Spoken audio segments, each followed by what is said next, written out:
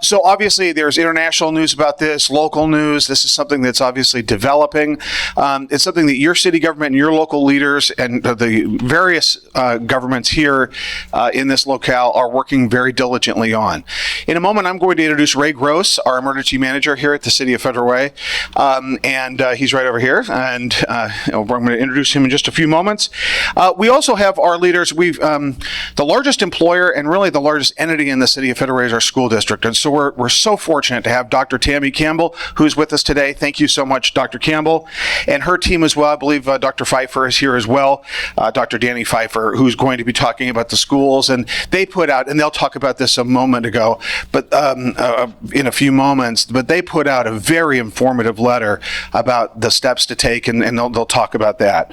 We also are very fortunate to have a great fire department and our new chief, Vic Pennington, in the back of the room. He's going to be addressing you as well. And for the most part, we're going to make sure that we get you the information that we have, and also make sure that there's a conduit to where you can get updated information. This is all about information sharing. We work for you, and we want to make sure that we provide the information that you and your families and our community needs. So I want to say once again, thank you so much, and please give a warm Federal Way welcome to Ray Gross, our emergency manager.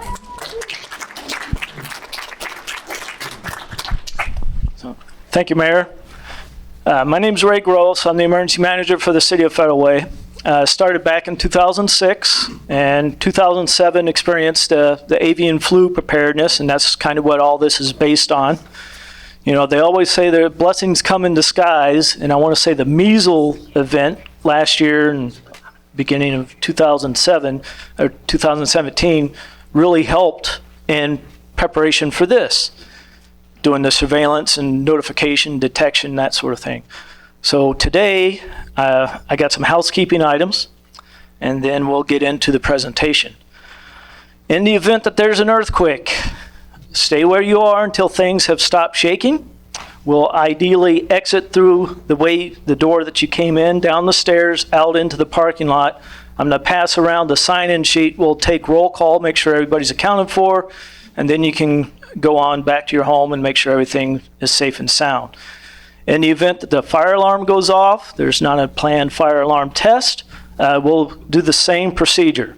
We're not going to sit around and wonder whether it's a real deal. We have a lot of the senior fire leadership here, so we're going to take the fire alarm serious, exit the building, take roll call, and then go about your day. In the event that main entrance is blocked, we'll exit through that way, go through cubicle land, we'll exit that side of the building, and then same procedure. Take roll call and then dismiss. Any questions on that? Okay. For those who are new to the building, the restrooms, the ladies' room, out this door, take an immediate left.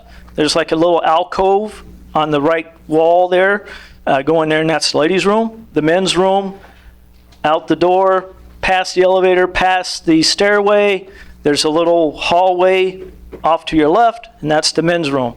There's not a planned break, so if you need to relieve yourself, feel free to excuse yourself and go out. As far as cell phones, I can't turn mine off, so I'm not going to ask you to turn yours off, but please, we don't need to hear the ringtone, so just leave the room and take care of that. Lastly, there's water and some cookies and stuff in the very back. Feel free to help yourself to that, and we'll get into this.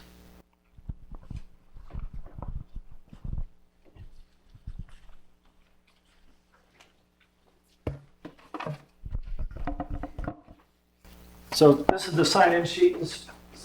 There should be a pin on the clipboard. So we're going to have three presenters today from three different agencies. I'm going to present for the City of Federal Way. Dr. Campbell and Dr. Pfeiffer will present for the school district. And it sounds like the fire chief will present for South King Fire. There'll be a question and answer period at the end of this. So please hold your questions until then. During the questions, if you can direct to which agency you want the question to answer, or all three of us, that's up to you. And with that, I'll get into the presentation. What I plan to discuss today is some of the background, the current situation, and then some of the actions that city government is taking, as well as recommended actions for the individual. I want to get into some terms first. You might be hearing this term called screening. They're pretty serious about that, particularly if you go through the airport.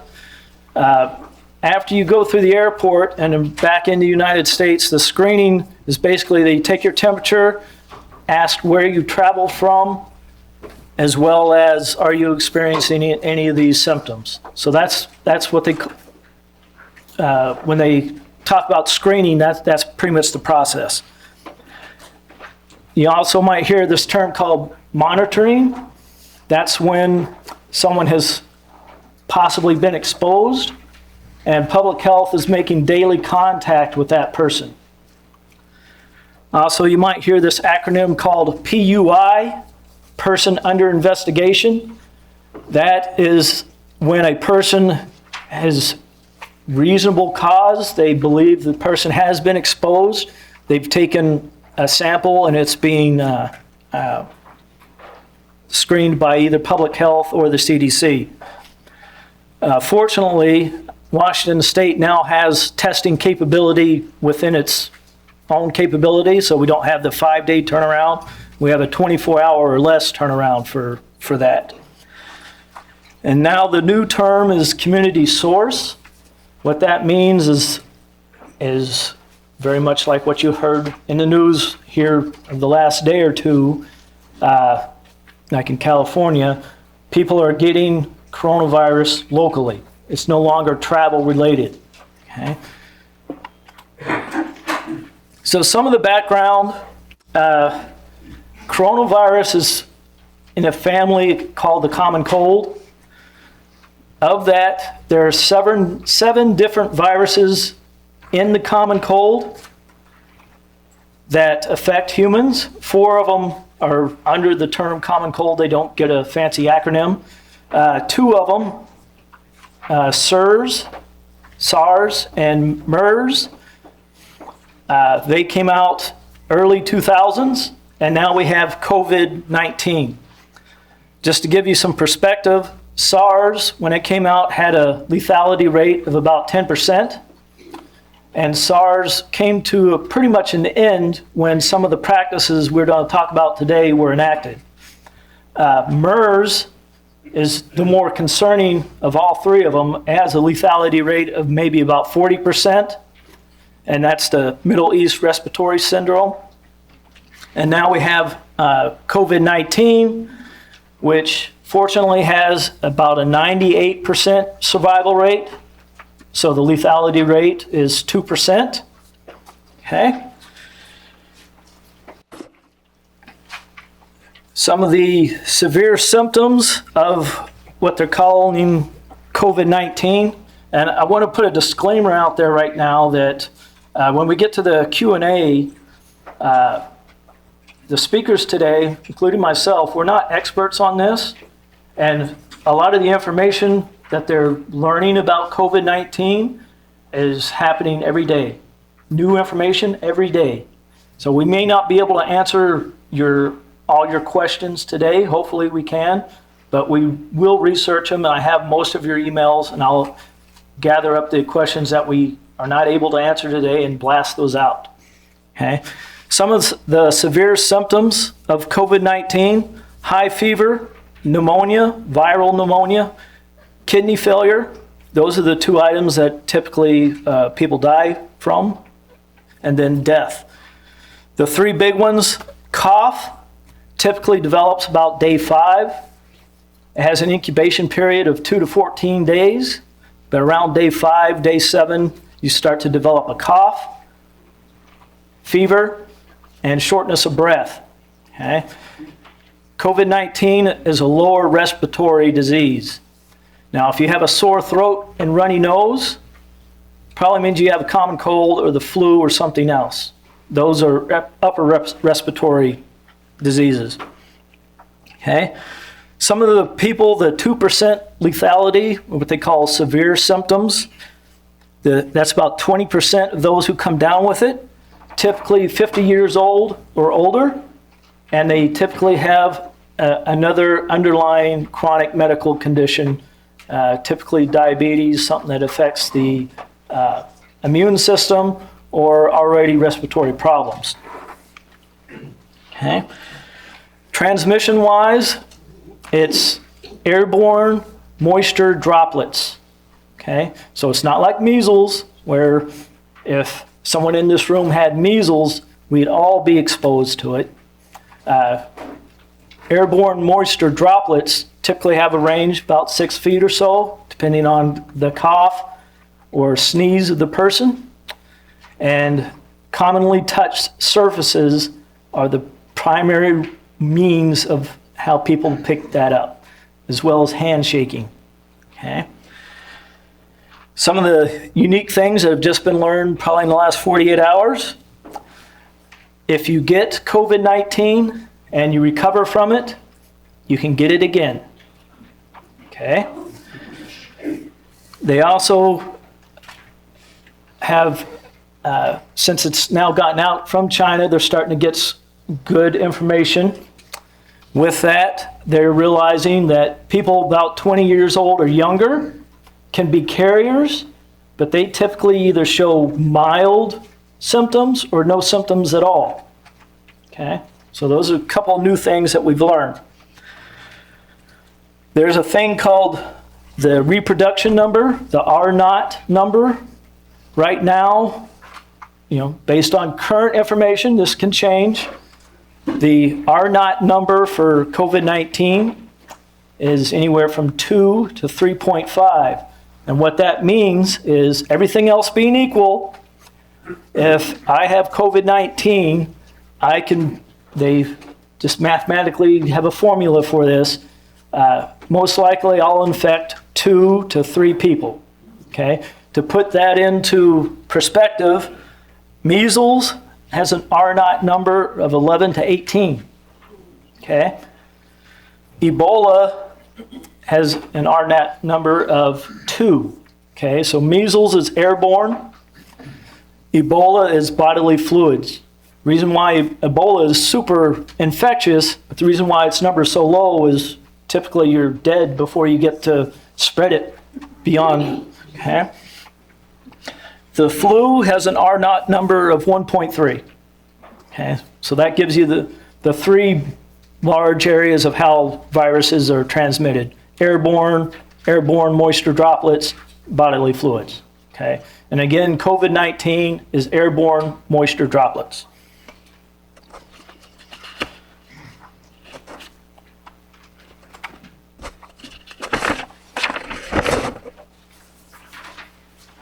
So again, this information changes every day. So this map, as of yesterday, is out of date. I'm not going to go into a lot of numbers, only because 5 minutes after we're done here today, the numbers are going to change. Just understand, back on January 7th, where we were originally and where we are now, just understand that time frame of how fast things have changed. So I'm going to really emphasize, when you leave here today, take some kind of preparedness action. Okay? Now, you may have heard on the news that there are a couple new cases in Western Washington. One's pretty concerning. The other one is travel related and seems to be progressing well. King County Public Health is in daily contact with that person. Okay. The one in Snohomish, that's a little more concerning, because that one is not travel related, so it's community source, at least what they're thinking right now. One thing I did want to touch about on this slide is there are discussions in the news about vaccines. The same company that has been working on the Ebola vaccine is working on a vaccine for this. They are projecting early trials, maybe end of April timeframe. That still puts a legitimate vaccine about 1.5 years away. Okay. As of right now, there is no cure and there is no vaccine. So stuff you might see on YouTube or other social media, Just understand that's probably not accurate. Okay, I'm going to discuss real briefly about local and regional preparedness response, kind of what the city's doing and how we're engaging. And then I'm going to get into some individual measures and then hand it over to the school district. Okay. So some of the activities the school or the City of Federal Way is undertaking is basically doing continuity of operation planning.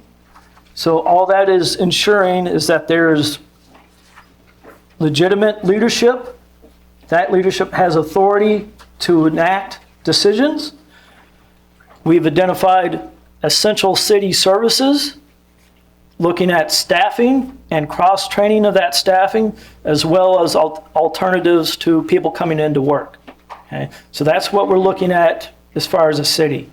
It's just ensuring that the city is still operational if this thing were to get serious. So we've identified via each department, kind of 3 layers deep on their leadership.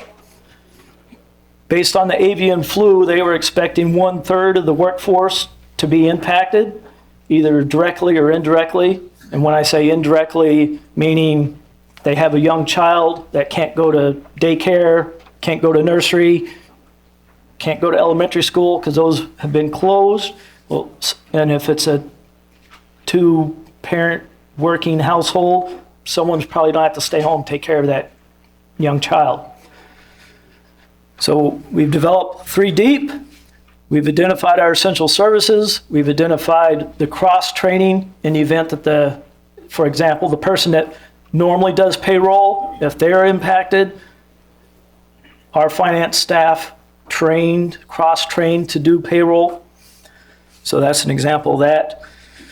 And then just identifying various personal protective equipment and other supplies that we might need in order for city government to continue running.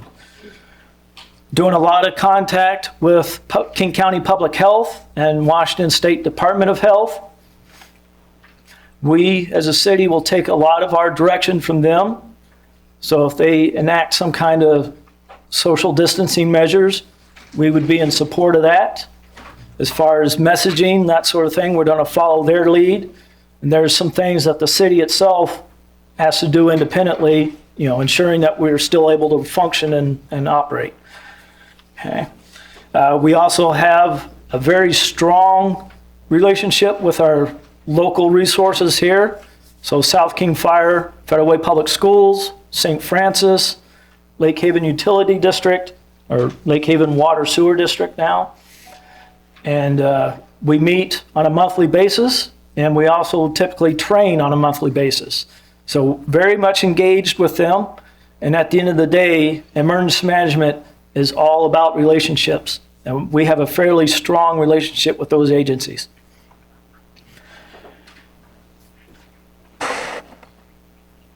So with King County Public Health, they do, I want to say, depending on the topic, at least one, what they call a webinar now, a week that involves emergency management. That's probably going to pick up based on the number of cases in the United States, as well as Washington State Department of Health. They're doing a webinar, I want to say about every other week, that engages emergency management. One of the pieces of information they wanted me to relay to you is Washington State Department of Health has established a call line for the public, and this is to deal with any question that you have concerning the COVID-19. That number is 1-800-525-0127. So that's 1-800-525-0127. And just understand, for their tracking purposes, they will ask for you to give your name, a contact back to you, at least this is what they did to me, and your home address. Okay.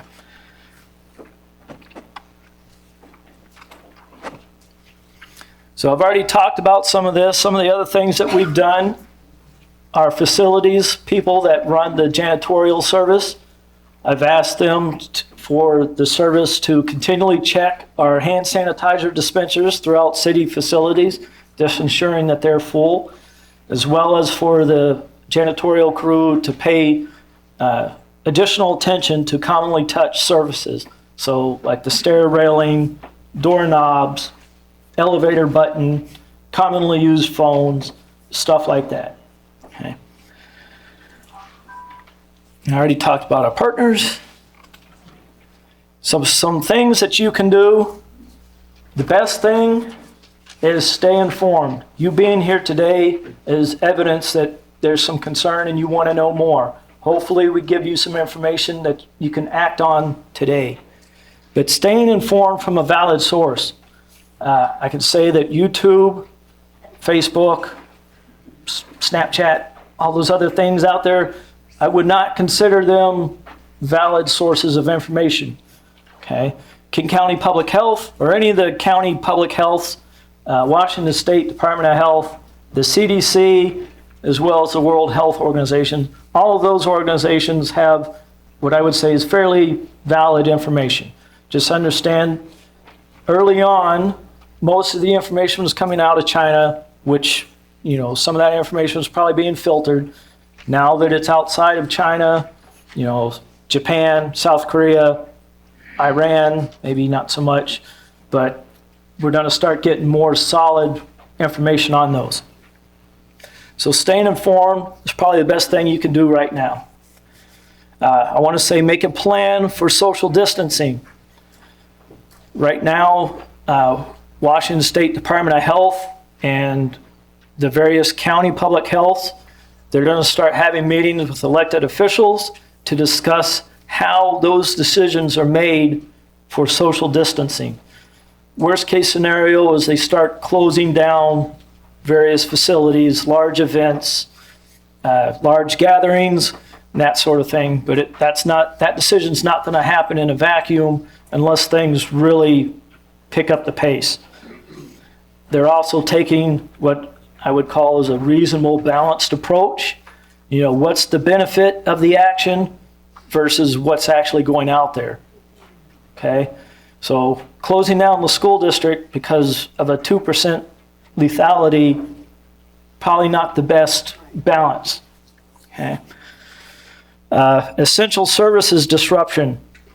There's a lot out there. I mean, just imagine across the entire workforce, not just government, 1/3 of the employees being impacted in some manner. Okay? Just an example for a city, what we figure is a city essential services, we contract out trash pickup. Okay? So just let that sink in for a second. Okay? Some preparedness actions. Discuss with your family what you plan to do in the event that some of this stuff starts to happen.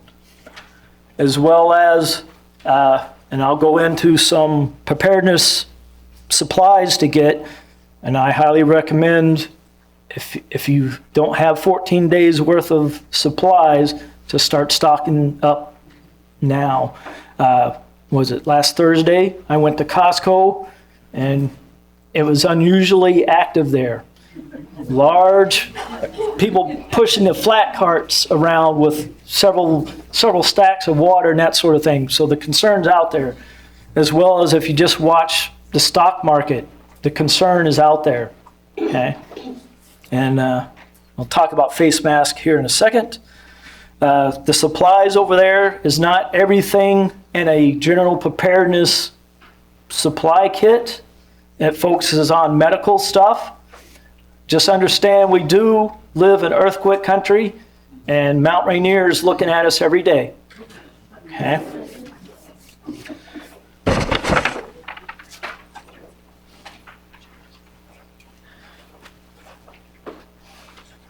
So the typical mantra has been 3 days, 3 ways. I want to say the last year and a half or so, emergency management in general is breaking away from that.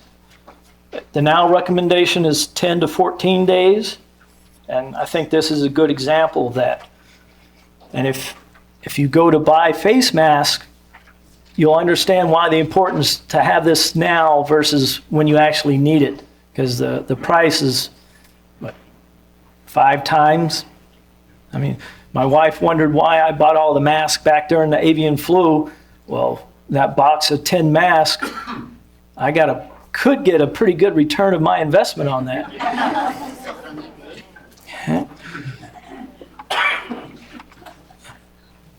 So this is the typical thing, that some items that they're asking you to start doing now. One of the things that's not on here, and I want to say it's going to be the hardest habit for our generation to break, is handshaking. Okay? You know, they're recommending doing a fist bump or an elbow bump, or just greet and awkwardly say, I'm not going to shake your hand, or whatever.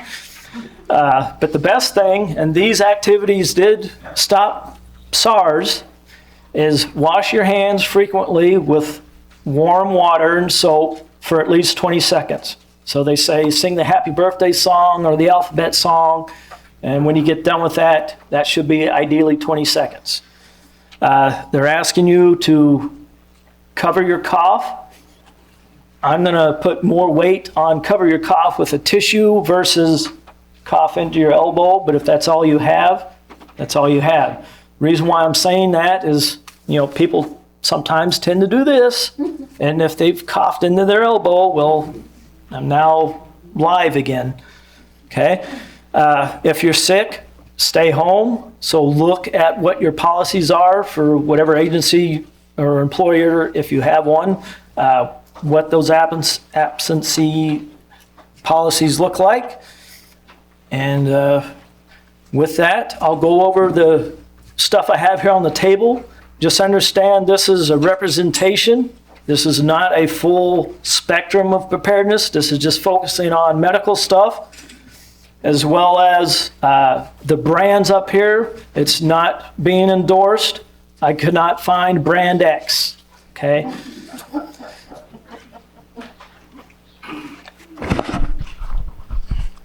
Okay, so the first thing I'd like to discuss are these N95. You might be hearing a lot about those, or the N99 face mask. In the news, health authorities are really saying these are not really required by the general populace unless you're in continual contact with someone that has COVID-19. Okay. The thing that these do, and anything can do this, a handkerchief, you know, wear it cowboy style. All that's really doing is keeping your germs to yourself, as well as preventing you from touching your face, nose, mouth, eyes. Those are the conduits that these moisture droplets typically enter the body. So if you haven't noticed or haven't looked around for these yet, local sources are probably dried up. I haven't seen any, or if they are out there, they're probably pretty pricey now. Okay. Some of this other stuff, I have ginger ale, saltine crackers, chicken noodle soup, electrolytes, and all that's just representing is your essential preparedness, food, water, and that sort of thing. With the pandemic stuff, electrolytes is just good, because if you're having nausea, vomiting, or diarrhea, electrolytes need to be replaced. 14 days can be a long time without this. Okay? Commonly forgotten until you need it. There's a term called PPE, that's personal protective equipment. So nitrile gloves, stuff with goggles, and the mask, that's just generic pandemic preparedness. So in the event that we have another event with something else where they do recommend masks, I would get that kind of stuff. That's to protect yourself. Soap, hand sanitizer, thermometer, basic medicines that will deal with respiratory type, flu type colds. So congestion, diarrhea, you know, that whole NyQuil commercial, all those symptoms. Kleenex, and then cleaning supplies. People typically ask me about the pool shock. Why do you have pool shock?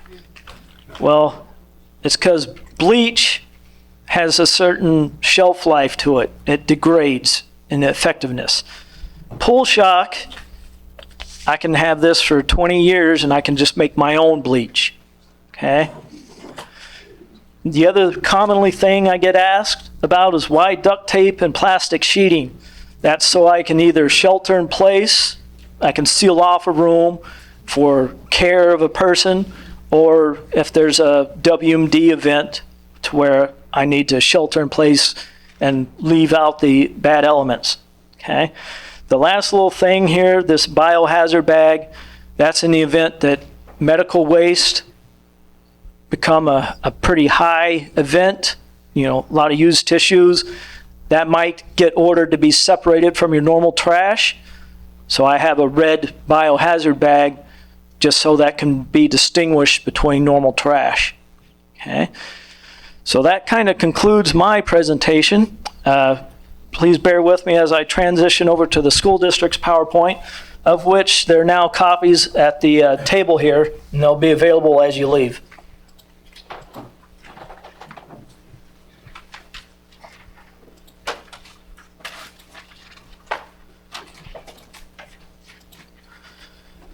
So I believe Dr. Campbell and Dr. Pfeiffer. Thank you. Should we wipe it off before we get it?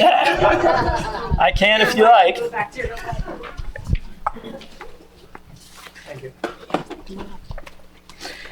So first of all, I just want to thank those of you who are here today to hear what we're doing to ensure that we are as prepared as we can be for a virus that we're still learning a lot about. Ray, I appreciated your point about not closing the school district down with the mortality rate that we know that this particular virus has. I was doing some research and was interested to find out that it has a 2% mortality rate compared to 1% for the flu. And so I think it's important for us as an agency to just, first of all, be rational, to stay calm.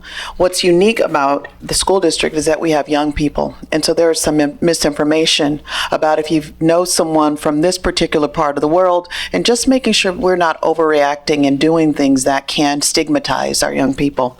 So Dr. Pfeiffer is deputy superintendent. She has had oversight for this, and we have started a communication that we put out almost a month ago, and we're continuing to partner with our local agencies.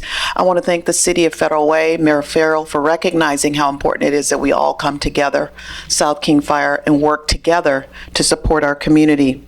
You're going to hear us talk about some big ideas, specifically the planning that we've been doing. You heard me talk about that. That's been going on for the last 4 to 6 weeks. You're going to hear how we're collaborating with our local health organizations, as well as getting as much research and information from the CDC as possible. You're going to hear us talk about communication that we've done with our families, as well as with our partners, in prevention. At the end of the day, for us, it's really about prevention and providing the kind of information that allows our scholars and their families to know what kinds of things they can do to prevent this particular virus from taking hold. And with that, I'm going to hand this off to Dr. Pfeiffer, and we look forward to answering any questions you may have. As Ray said, we have a PowerPoint as well that will outline all the things that we've been engaged in as your public school district. Thank you very much, Dr. Campbell. I think I'll use this mic right here.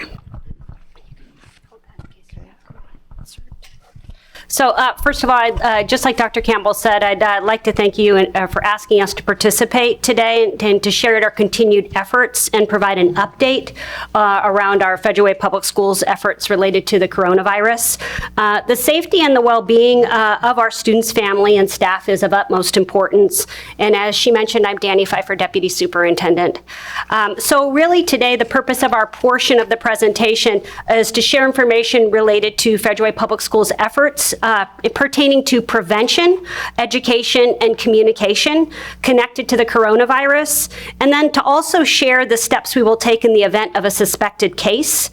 We want to ensure the emphasis that these efforts are guided by the recommendations of our partners in public health, and they will serve as pivotal partners throughout this time period as they are experts in the field.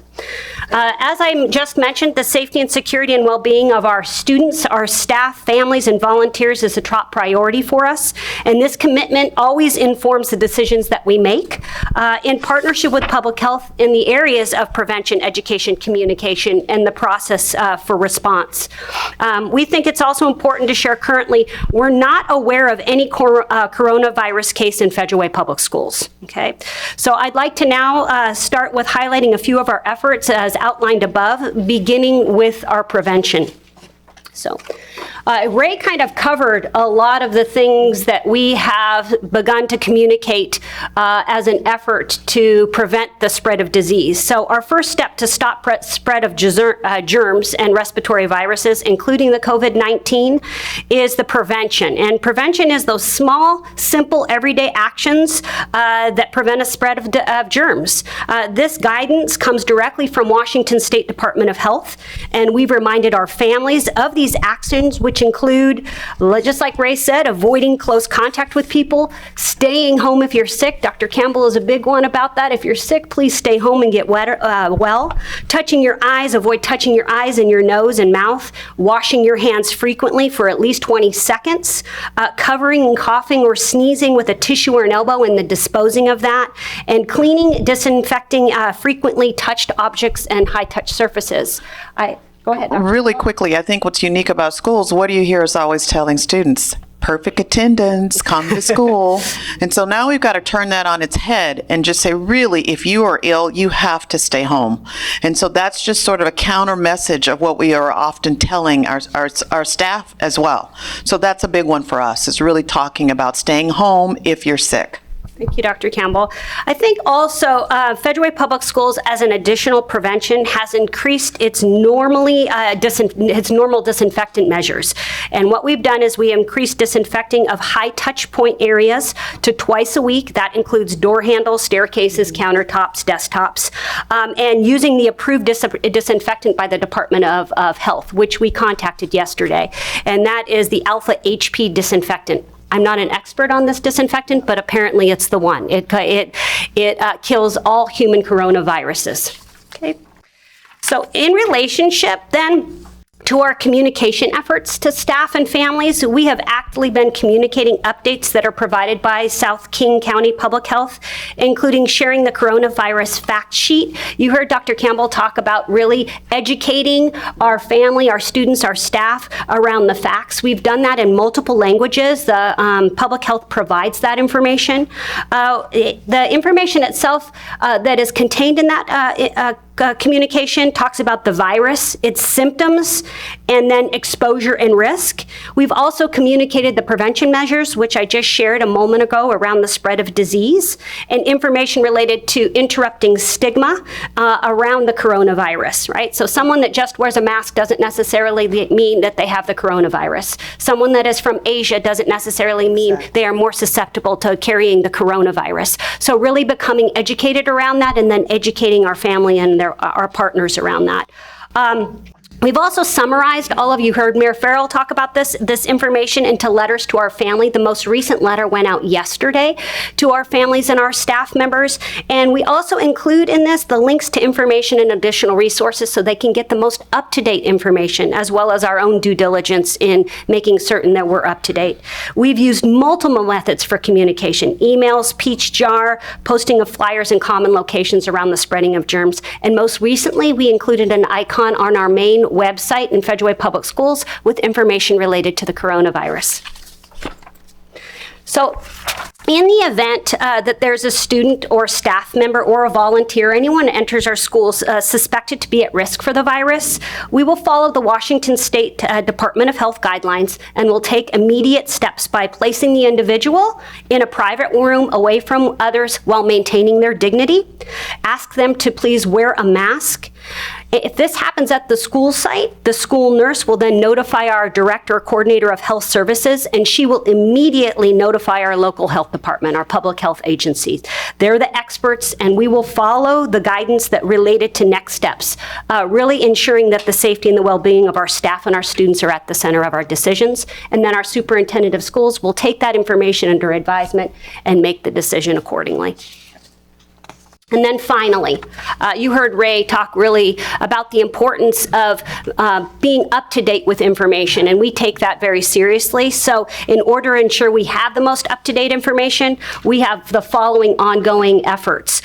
We are constantly monitoring the conditions and keep up to date on the new information coming from South King County Public Health, frequently monitoring all the relevant information from the websites that are listed there, including the CDC, Seattle King County Public Health, our city and our regional partners, and then we provide those updates to staff and our families.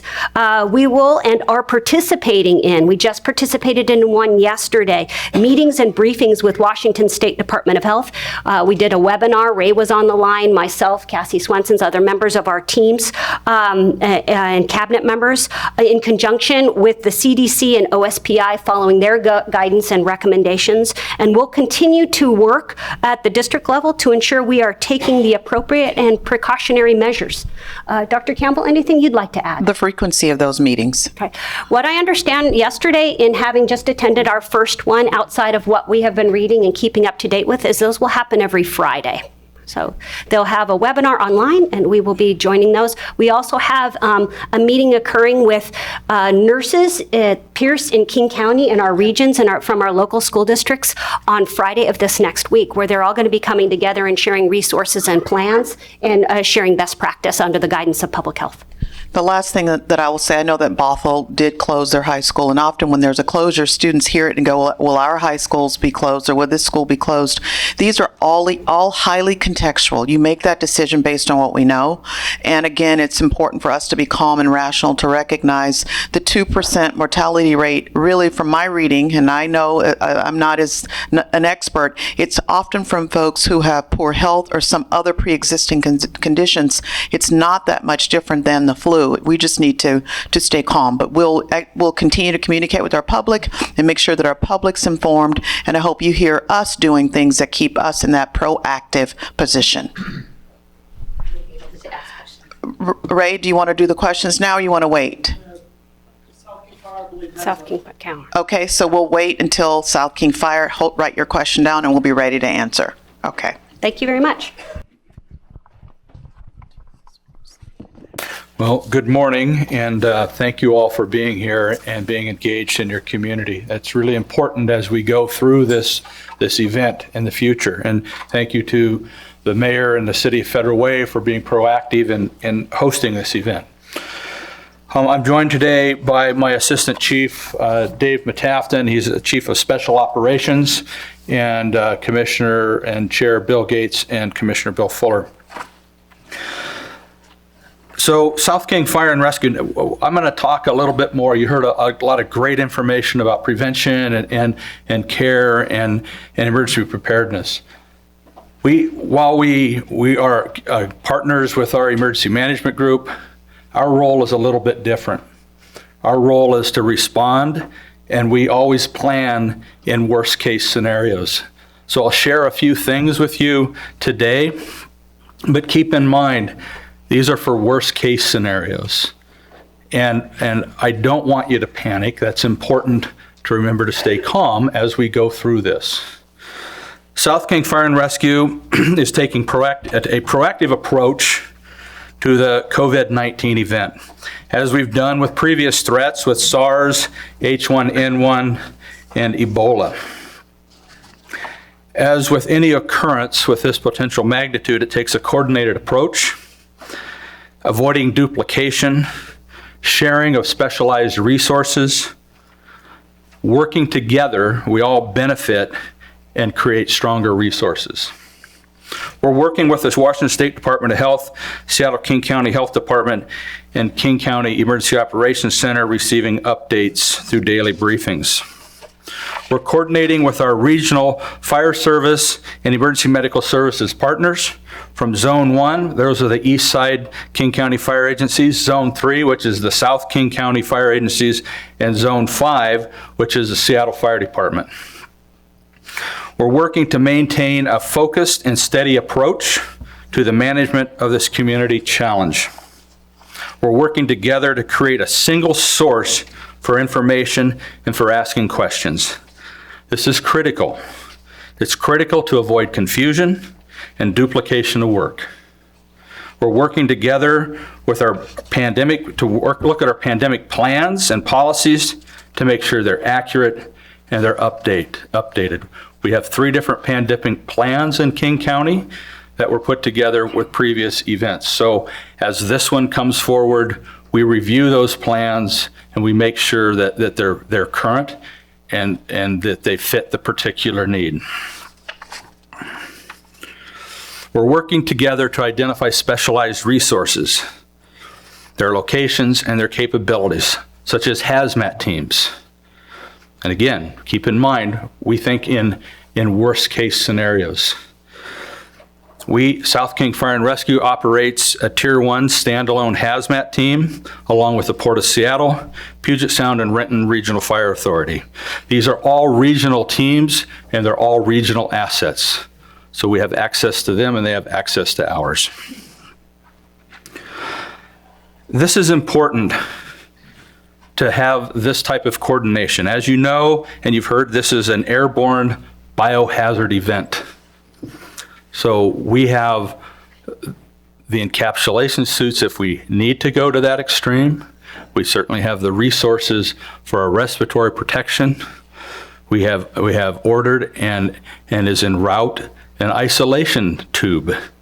It's called an isopod. If we have to transport people to the hospital that are known to have COVID-19, we can put them in there and we can treat them on the way to the appropriate hospital.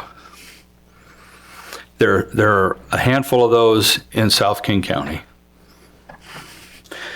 Our emergency communications centers in Seattle and King County have activated the infectious disease screening protocols consistent with the Department of Health guidelines. So if you or a family member are sick and you call 911, you'll be asked several questions. You'll be asked about symptoms, cold, shortness of breath, difficulty breathing. They'll ask about travel. Have you been to Asia, Italy, or Iran in the past 2 weeks?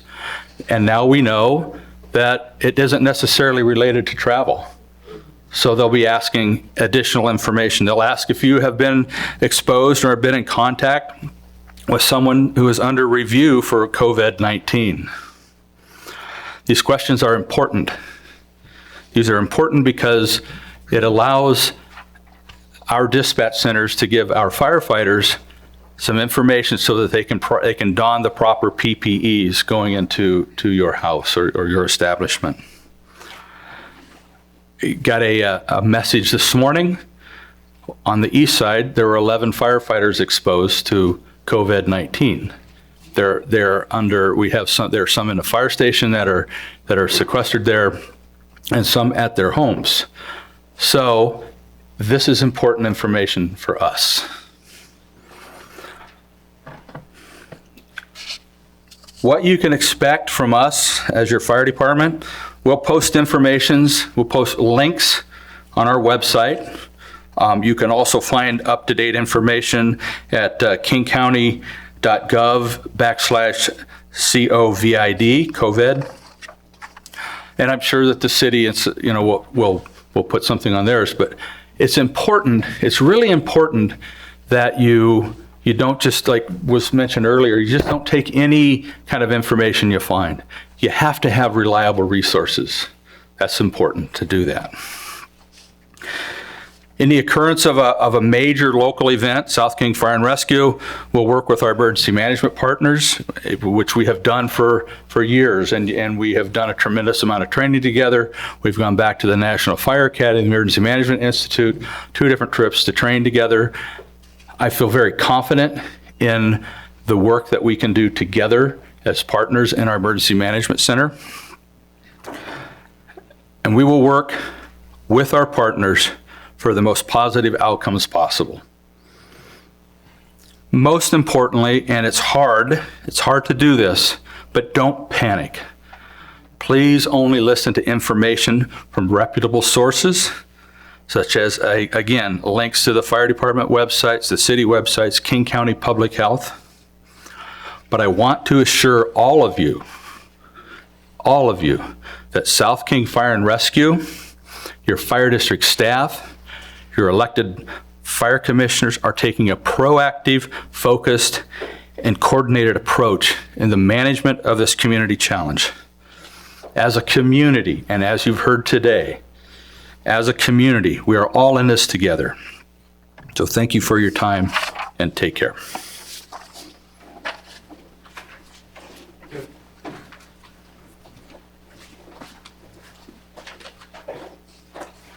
So what I'd like to do now is just offer an opportunity for you guys to ask questions of us. So how I'd like this to work is you raise your hand. I'll bring the microphone to you, identify which agency the question's going toward, and then I'll take the mic to that person representing that agency. Any questions about how the question and answer is supposed to run? Okay. Before we get into that, I want to thank everybody who presented. I want to thank you for your time, and please take this serious and act now. You know, they always say, when's the best time to plant a fruit tree? And that's 20 years ago. Well, if you missed it 20 years ago, the next best time is now. Okay? So with that, we'll open it up for questions. Yes, sir. I have two questions. The first one is South King Fire and Rescue. It was mentioned that there are several isopod units available.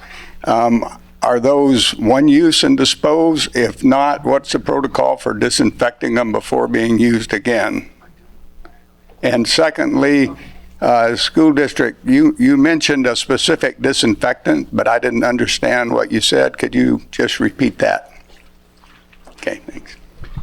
I'll just do it up here. My name is Dave Metaff, and I'm the Emergency Manager and Special Operations Chief for South King Fire.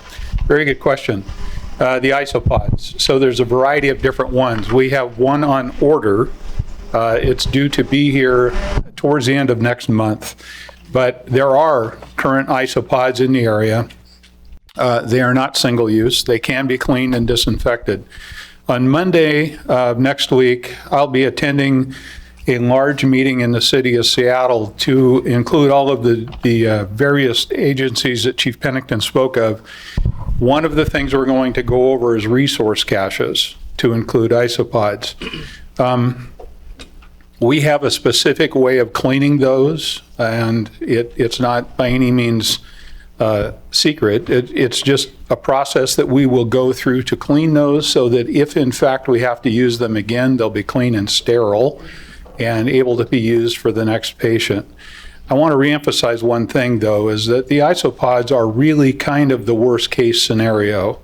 We are going to, just much like we're doing today, any people that we see right now that are symptomatic, if they fit into the flu criteria, we have a process that we deal with them, and it's very much the same right now with COVID-19. In the field in an emergency setting, these people typically would probably present with much worse symptoms. So I will just tell you that this is a constantly changing event. I watched it last week, for example, change twice in one day from the various health organizations. They're learning and it's evolving. And I don't know that by the end of next week, we won't have a completely different route. Unfortunately, this is new. And I wish we could be talking about a weather-related event that would go away in a couple of days. But this is the reality that we're in right now. And so we're taking a very proactive but calm approach towards this. And I hope that the message that you get today and in the future will be that of reinforcing that remain calm. Let's not panic, and we'll get through it together. I hope that answered your question too, by the way. Okay, thank you. And for Federal Public Schools answer around the disinfectant, it is called Alpha HP disinfectant. Is that commonly available? Where do you get that? We don't know the answer to that, but we can provide that information to you. Maybe there's some follow-up questions that we could share. Yes. Any other questions? Yes, in the back.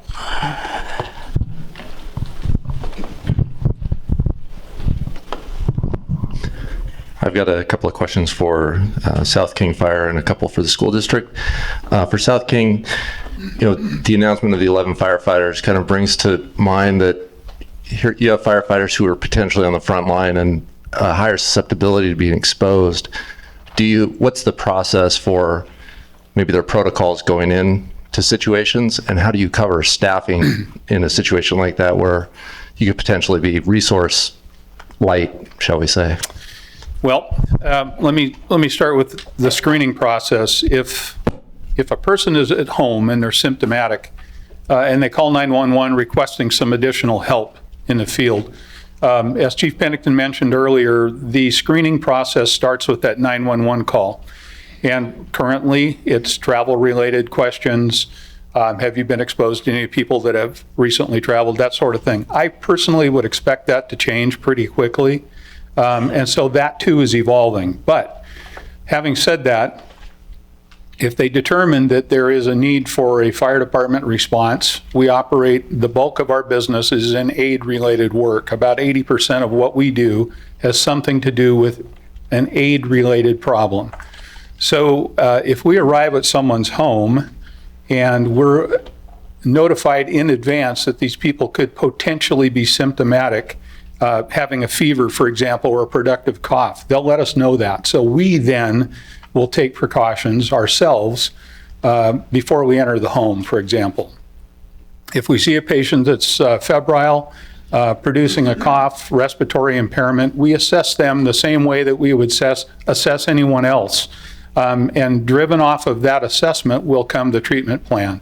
So currently, and this again is subject to change, Harborview Medical Center is a receiving facility. There's other hospitals now that are coming on board. But if we suspect that this is a COVID-19 and we have no way to really determine that in the field, we're going to reach out to our partners, Medic One, and or the hospitals, and get some direction from them as to where they're going to go. The other portion of your question is, what about us? How do we do that? Well, some time ago, we live sort of in a dormitory style environment. Our stations have plenty of people coming and going every day. And some years ago, we had a bout of flu come through, and it took out 2 shifts that I'm aware of. They were just sick and they were at home. So dealing with that at home is no fun, but we also have to maintain some ability to deliver service to other folks. So we managed to get through that with a depleted workforce. Everybody thought the overtime was going to be great until they realized that it wasn't so great. That's just the reality of the business that we're in. The beauty of where we're at in the partnerships and the relationships really that we have with other fire departments is they're all going to see the same thing. And so if we had to, we would get together as what's called a zone. That's all the South King County Fire Departments, and we would develop a response plan based on the number of people that are either unable to get to work for whatever reason because of sick family members or sickness themselves. The lights will still stay on at fire stations. It's not a perfect world, but we always figure out a way to provide service to everybody out there. I hope that answered your question. I wasn't really clear on what the protocol is for those 11 exposed. Do they then go home and be monitored? So I believe the number actually is higher than 11. 6, I believe, are quarantined at one of the fire stations in Kirkland. And I believe there's 11 that are at home in voluntary quarantine. And this is brand new information. It came out an hour ago. We'll get an update on that. But they're being monitored. I don't know the Kirkland Fire Department's particular response plan to this, but just in general terms, they would, if we had something like that here, they would be monitored. We would, I'm sure, have test kits and they would be tested for COVID-19 along with the flu. I still personally believe a good bit of what we're seeing right now is flu, but because this is such a charged issue, here we are. So I can't speak to the specifics of the Kirkland issue at all.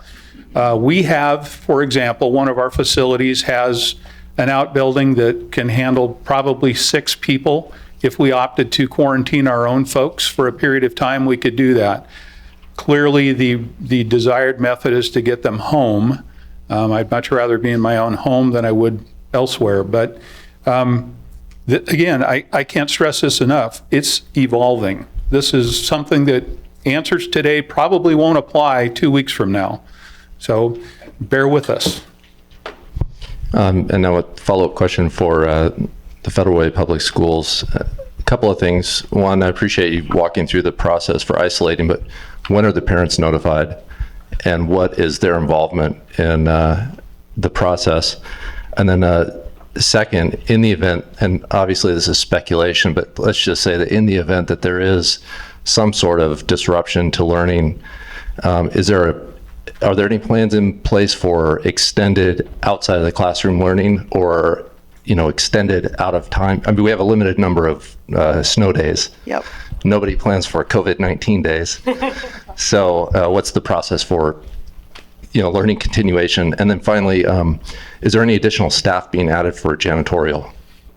2 times a week seems a little light I have a number of kids. I know what they touch and how often, and Yeah. it's not pretty. Absolutely. So the first thing I will say is all school districts in the state of Washington, most of them are experiencing what we call educator shortages, where we can barely fill the current positions that we have. So that goes to your last question about, are we backfilling or adding more staff? That would be very difficult at this time. So we're just asking every possible member of the I'm sorry, that was just janitorial staff. I know, that's what I mean. So every aspect of the organization, we're experiencing those shortages.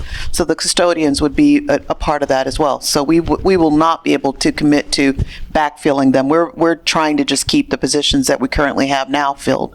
So that's the answer to that question. In terms of parents, we notify parents if this were to happen. When we have had infectious situations like this, we let parents know at the school that this is what happened. We'd have a message that would go out that would say, here's what we know about the contact that this student has had, and here's what those next steps are. So we would do something like that. And that's been the practice that we've had for other instances like that. Now, what was your second question? I'm sorry, I was speaking specifically to the parents of the child. Oh, absolutely. Absolutely. We would let them know. It wasn't outlined in the steps. Yeah, absolutely. Absolutely, we would let the parents know. More than likely, though, you would expect the parents would tell us, because we have to confirm that it's actually that it's the COVID-19 virus. So we wouldn't be in a position to diagnose that. We would be trusting the parent to take them to the doctor to tell us that. So I think that's how that more than likely will work out, but it hasn't happened yet. That's sort of the general idea. And what was the other question? Extended learning. Very tricky, because you're talking K through 12 students, and each of them having their specific things. And a lot of what districts have been looking at is how do you do that online, but we're not prepared to do that right now. We're having those conversations because it would have to be differentiated to every single grade level. They'd have to go and find their own learning opportunities. The intensive nature of doing something like that is a big lift. We're starting the conversation now, though, with this particular incident. We have a gentleman that's going to go up to the podium.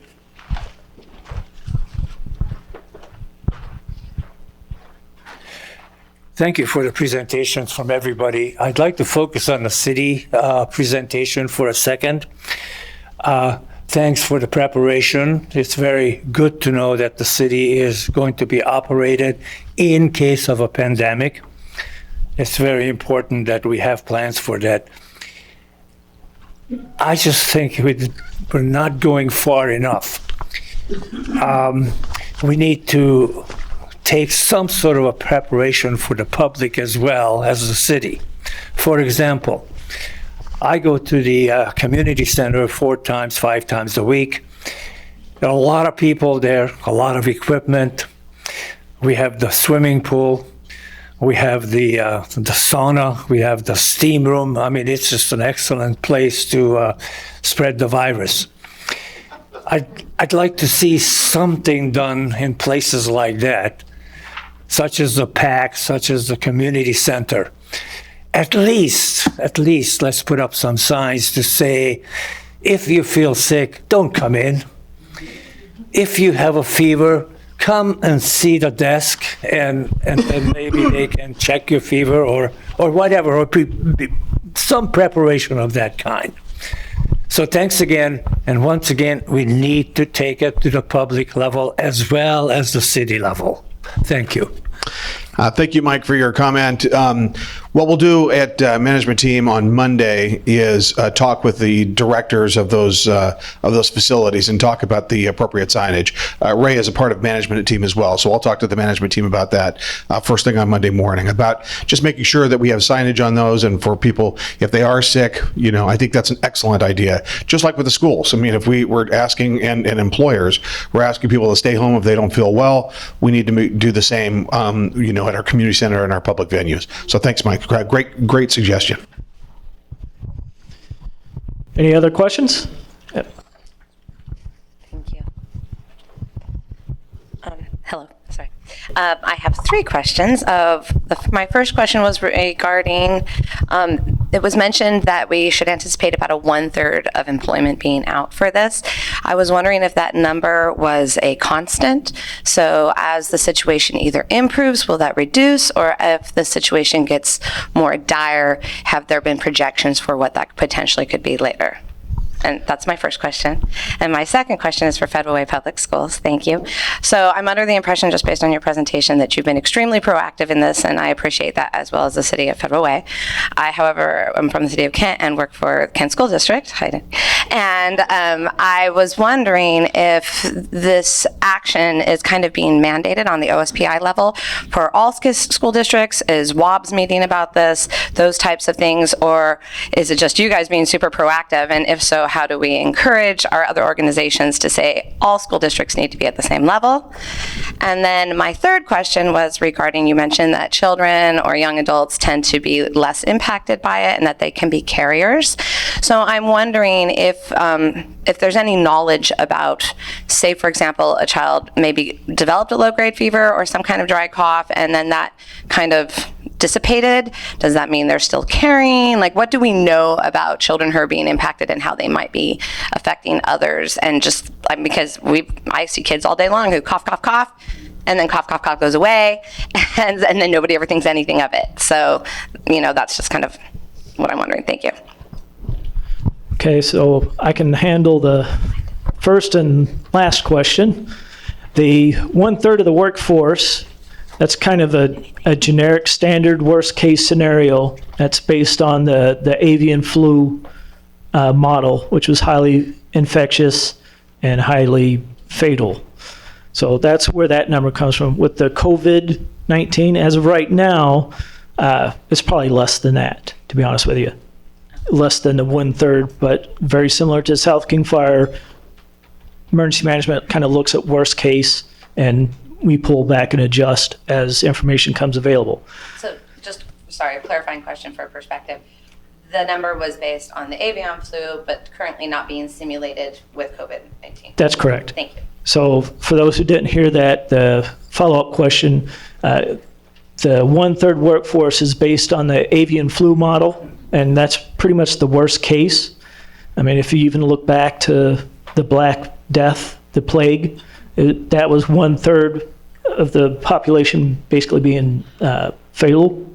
Okay, so that is worst case in our opinion. But the COVID-19 1/3 workforce impact is probably going to be less than that.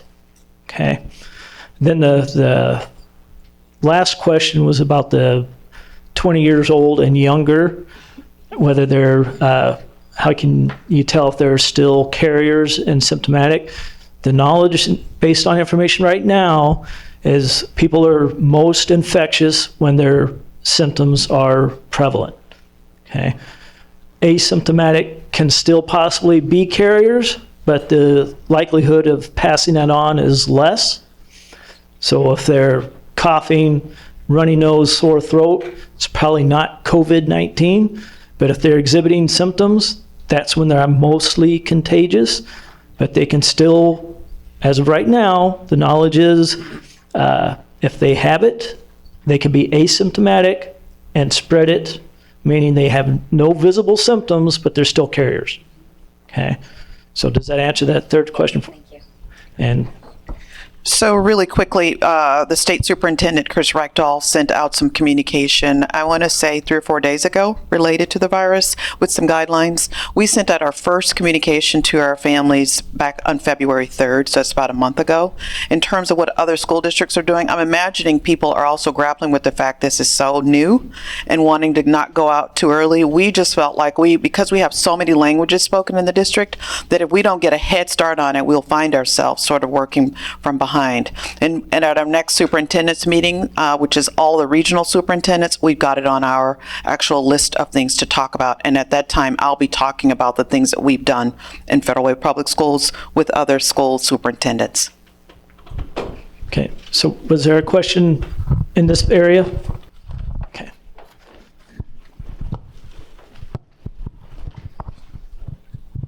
Thank you. I'm just curious if this meeting will be on YouTube or Camcast, so I can share with my family and friend that cannot make it to the meeting.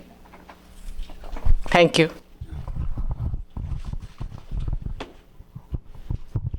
I have a question for our school representatives.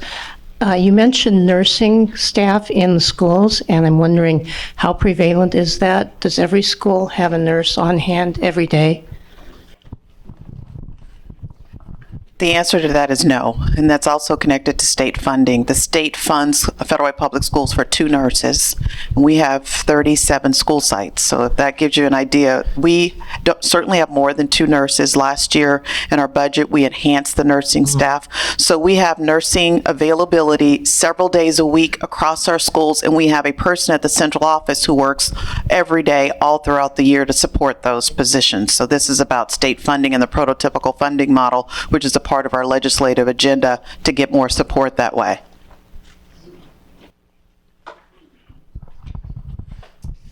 Any other questions? Yes. Let me.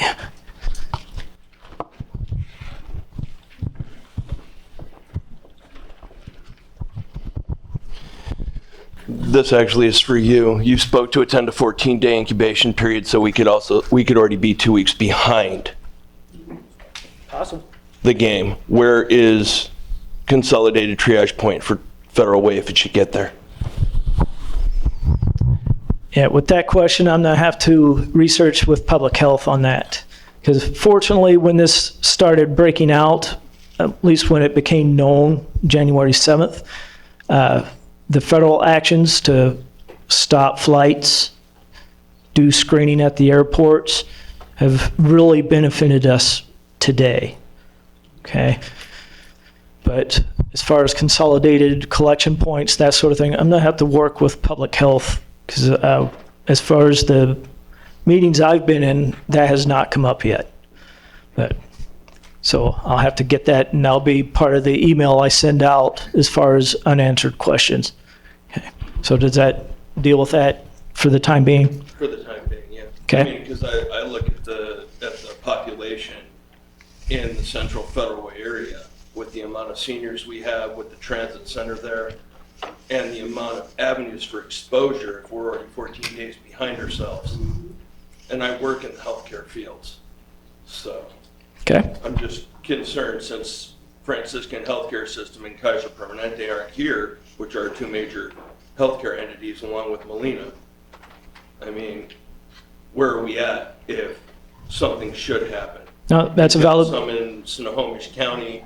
There's rumor that 2 arrived at JBLM yesterday. So, I mean. That's a valid concern. So I'll look into that and get back to you. So, any other questions? Yeah, right. As we hear about anecdotal evidence or information related to COVID-19, for instance, we just heard that there was an incident in Kirkland. I know where my daughter works in downtown Seattle. One of the floors of her high-rise building was affected, where the entire floor was now kind of locked down. Is there any kind of dashboard that City of Federal Way could put out that says, here's what's going on in our community, so that for our own individual risk assessment to say, look, if there's 2 cases in the City of Federal Way, maybe I'm still pretty good to going to work. But if we end up having a huge percentage or a large number, then we might want to be able to more effectively do our risk assessment for ourselves. And I know that with HIPAA and all kinds of other stuff, perhaps the public health system might try and obscure and hide some of this stuff. That might be nice just to have a dashboard so we can see where we are. It's an excellent idea. We just actually did a dashboard for our community development department. If you go on our website right now, and that's the kind of thing where information flow is so critical. We've got Thomas Fitchner right here, our IT manager. We've got a newly revamped, well, it's about a year and a half ago now, for our website. So we've got just the right portal to get out this information really up to date. So I'll talk to Thomas and our team to get up to date information. So cityofederalway.com, we've got that. That website. So be watching that. I think that's an excellent idea. We'll pursue it. You've got some leaders in the city that are here as well. We've got our council president, Susan Honda, in the back of the room. And sitting next to her is Councilmember Lydia Sepha Dawson and Councilmember Mark Kopang. And just want to make sure that your council is working hard for you and your entire city government. But I love the idea. We're gonna pursue that.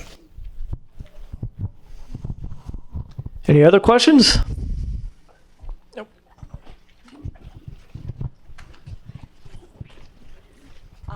Just to check, I imagine you folks have already coordinated with Virginia Mason and other health areas, medical in this area. I know that Virginia Mason is already screening.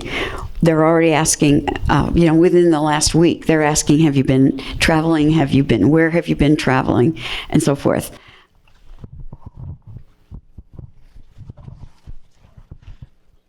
So I'm sorry, I was in a discussion, but if I understood, at least what I heard of the question, are we working with our local, Virginia Mason and Virginia Mason, St. Francis Hospital, other medical caregivers in this area? So St. Francis is actually a partner of our, what we call our Greater Federal Way Emergency Management Program. It's just they're a little busy, so they could not attend today. Virginia Mason, Seattle Children's Hospital, Kaiser Permanente. I have contacts with all of those, and mostly the information is feeding toward me right now. Normally it goes out for me, so I'm just catching what they're sending, but they're engaged to some point. If things were to worsen, obviously they'd get closer in. So does that address your question? Okay. Anything else?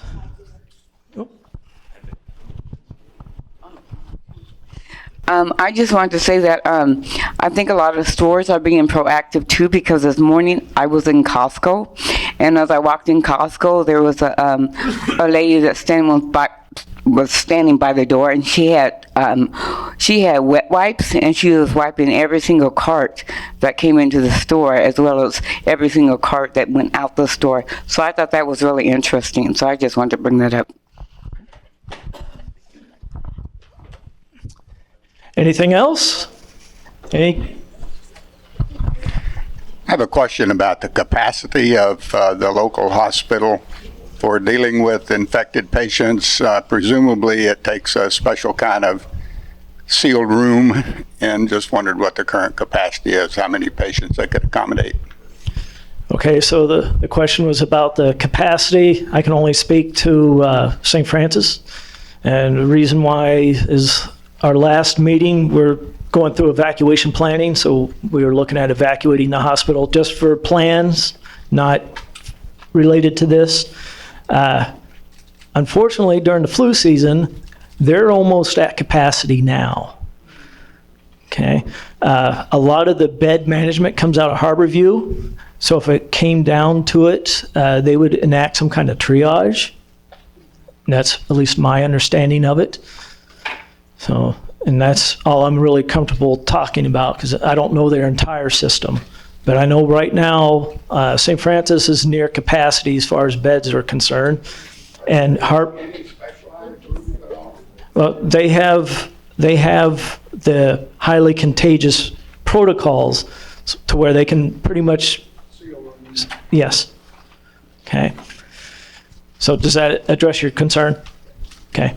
Any other questions? Yes.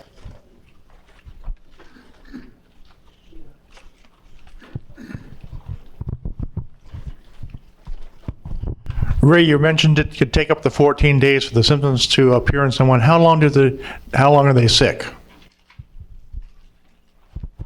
That's a very good question. Using the model of the gentleman that flew into SeaTac on January 7th, it took almost a month before they sent him home. Okay? So I think everybody's different, but on that, I don't think there's a solid answer as to how long. It might actually depend on the person and their general health. Okay? So does that answer your question? Okay. Any other questions? Yes, sir. I'm sorry. Could you maybe give us a little bit of information about test kits? And are there enough? If it's the only place to get tested at the doctor, will there be other ways to get tested? Okay, so I do not know the actual number of test kits, like at how far down the medical system where those test kits are. I know King County Public Health has the capability of doing the lab test here in state. So that took it from a 5-day turnaround to a 24 or less turnaround. But I do not know how far down those test kits are dispersed. But that does remind me of one thing that I missed in the presentation. In the event that you think you have COVID-19, it is asked that you call your healthcare provider before you show up and inform them that you have potential COVID-19 for whatever reason, so they can prepare for that. But to get back to your question, I'm gonna have to look into that just to find how far down that those test kits are. But just to reinforce, we do have testing capability here in Washington State now. So that takes it from a 5-day turnaround to a 24-hour or less. Now, that time frame might change if we start getting more and more cases. But as right now, that's where we sit. Yes. Thank you. Just one other question. Has there been any correlation or identification of seasonal relations or climate relations? I know this is kind of spread globally, but are they making any values that show that connection? Okay, that's an interesting question. If you looked back on SARS had a very northern hemisphere kind of spread. With COVID-19, I want to say it's on every continent except for Antarctica now. So climate-wise, I don't think that's relevant. Seasonal, the professionals are saying it most likely will become very similar to the common cold and reoccur every season. That is yet to play out only because this is our first potential season of it. So, does that answer your question? Thank you. Yes. Thank you. I know we have a fairly large population of homeless people, addicts. Are there any plans in place to isolate them if they get it, which is probably a pretty high possibility? So I know they held one webinar so far on that topic. I unfortunately was not able to attend that webinar. But I do know that equity at every level, at least from the state down, I haven't engaged with the federal agencies on this, from the state down, equity is a top priority. So I'm going to say they're probably working on that. That will be included in my email follow-up. But I'm going to go out on a limb and say they're going to be treated just like any other person that has COVID-19. Right, but do you know where they would go? Is there a place they can go? At present, I'm unaware that looks like the mayor wants to say something. I think with regard to the homeless population, because of their mobility and just because of the very nature of, they're moving around, I think what we'll do is we'll reach out to the main conduit that we would have for contact with the homeless population would be at the day center right over here on 13th Place. So we'll reach out with them and we'll do that right away to figure out, what they are doing in regard to communication and also obviously making sure that we provide those individuals with the most up-to-date information if they feel like they're sick. So I think working with the faith-based communities, the shelters, and the day center would probably be the best way to address that because those are the points of contact for those individuals and make sure they have resources. But we want to make sure that, anybody who is affected by this can get treatment and know what to do. But thank you. That's an excellent question. Anything else? Yes.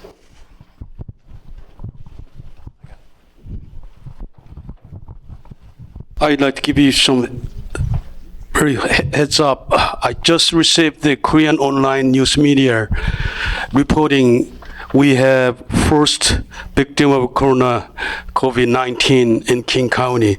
Looks like a state official planning to press conference 1 p.m. this afternoon.